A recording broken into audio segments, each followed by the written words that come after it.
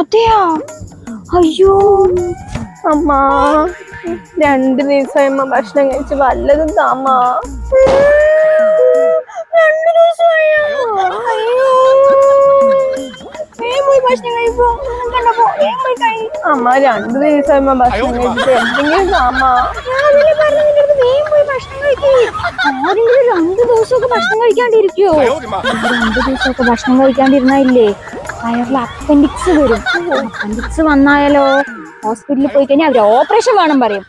ഓപ്പറേഷനോ ഇങ്ങനെയൊക്കെ വെട്ടി മുറിച്ചിട്ടായിരിക്കും ഓപ്പറേഷൻ ചെയ്യുന്നത്. പാട് അതിൻ്റെ ഉള്ളിൽ വല്ല കത്രിയോ വേറെ വല്ല സാധനങ്ങളൊക്കെ അതിൻ്റെ ഉള്ളിൽ ഇട്ടിട്ടായിരിക്കും അവർ തുന്നിക്കൂട്ടുന്നത്.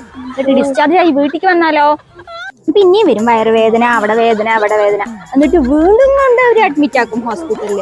അഡ്മിറ്റ് ആക്കിയാലോ പിന്നെ ഓപ്പറേഷൻ ചെയ്യുമ്പോൾ എന്തൊക്കെ അതിൻ്റെ ഉള്ളിൽ വെച്ച് മറക്കണോ ദൈവത്തിനറിയാം. ഇതൊക്കെ വേണം നിനക്ക്?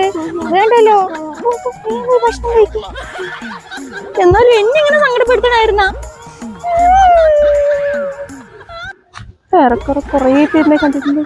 എന്ത് സാധനമാണപ്പാ.